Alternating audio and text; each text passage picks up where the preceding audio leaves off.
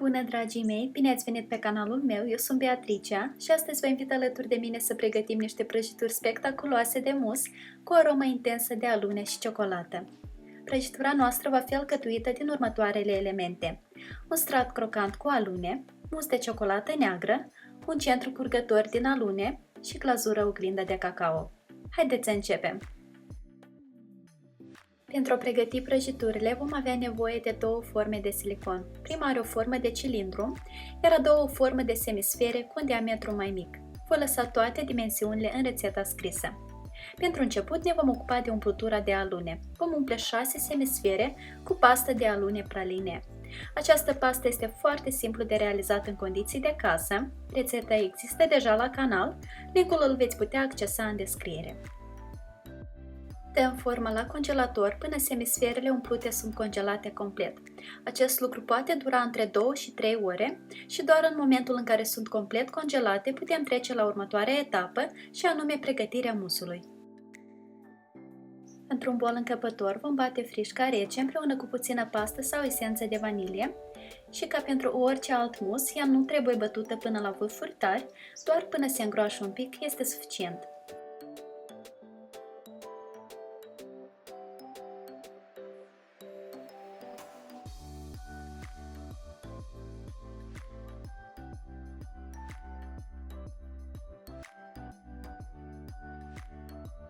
În continuare, hidratăm gelatina în apă rece, iar într-o cratiță vom adăuga gălbenușurile de ou și zahărul.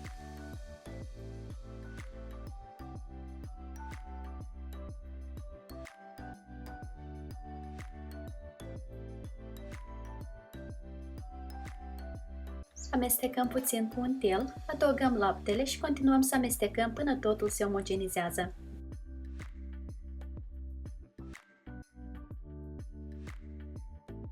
În continuare, dăm cratița la foc mic și amestecând în continuu vom înfierbânta compoziția până la temperatura de 82 de grade. Aveți mare grijă, dacă o veți înfierbânta mai mult de atât, compoziția se va separa și nu va mai putea fi salvată.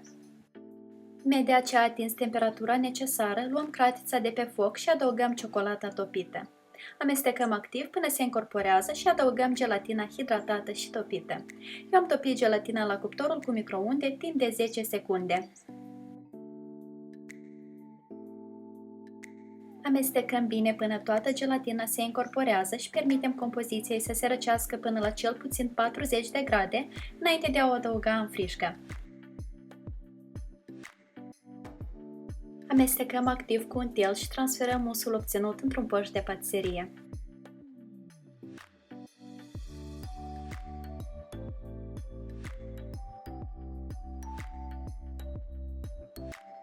Umplem formele cu mus cam până la jumătate.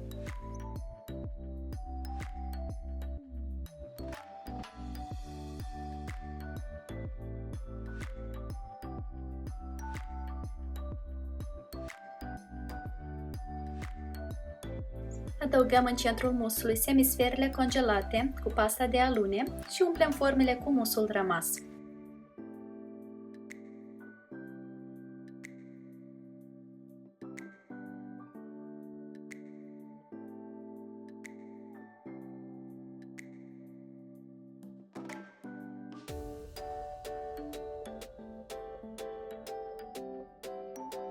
La această etapă dăm prăjiturile la congelator pentru minim 6 ore până la congelare completă. Eu prefer însă să le las peste noapte. Iar acum să trecem la stratul crocant. Într-un bol adăugăm fulgi de orez, alunele prăjite și tocate mărunt, pasta praline, ciocolata cu lapte și ciocolata neagră, ambele topite. Dacă doriți, puteți lua ciocolată doar de un singur fel în funcție de care vă place mai mult.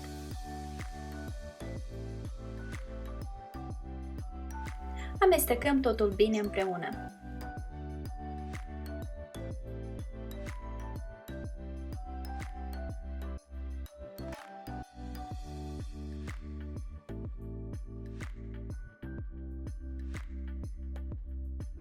Pentru a forma baza, eu am folosit o formă de tăiat biscuiți cu un diametru puțin mai mare decât cel al prăjiturilor finale, în cazul dat de 7 cm și jumătate.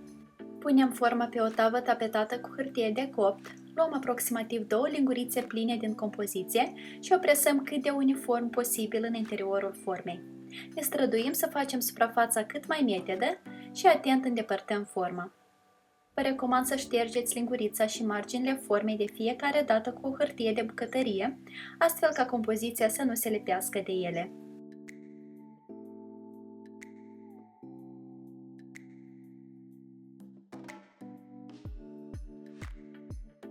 Dăm tava la frigider până cerculețele se prind, nu durează mult, cred că nici 10 minute sunt deja întărite.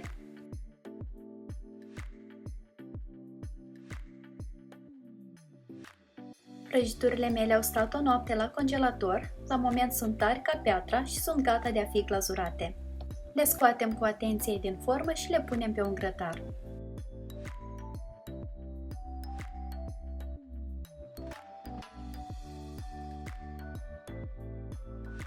Acoperim prăjiturile cu glazură oglindă de cacao. Rețeta glazurei de asemenea o veți putea accesa în descrierea acestui video și vă reamintesc că temperatura ei trebuie să fie de aproximativ 35 de grade în momentul în care o aplicăm.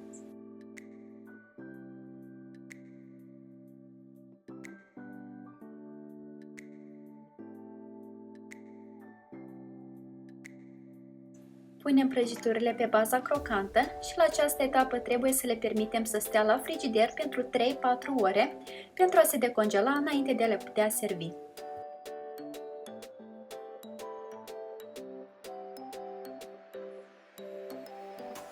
Înainte de a le servi, eu am decorat prăjiturile cu alune caramelizate.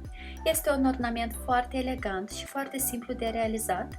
Linkul către tutorial îl găsiți în descriere. Un lucru important de reținut este faptul că caramelul nu este rezistent la umiditate și deci nu vă recomand să dați prăjiturile la frigider împreună cu acest ornament.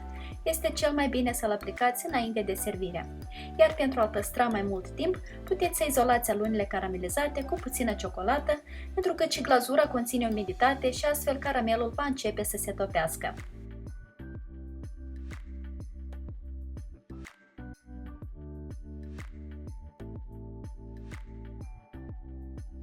Prăjitura este gata de savurat, are un contrast superb atât de arome cât și de diverse texturi, unsul fiind foarte delicat, baza crocantă, iar centrul din alune foarte cremos.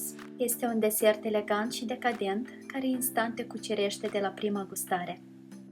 Linkul către rețeta integrală scrisă cât și celelalte rețete menționate în acest video le puteți accesa în descriere. Iar eu vă mulțumesc foarte mult pentru vizionare și vă doresc o zi cât mai delicioasă în continuare. Poftă bună! Pa, pa!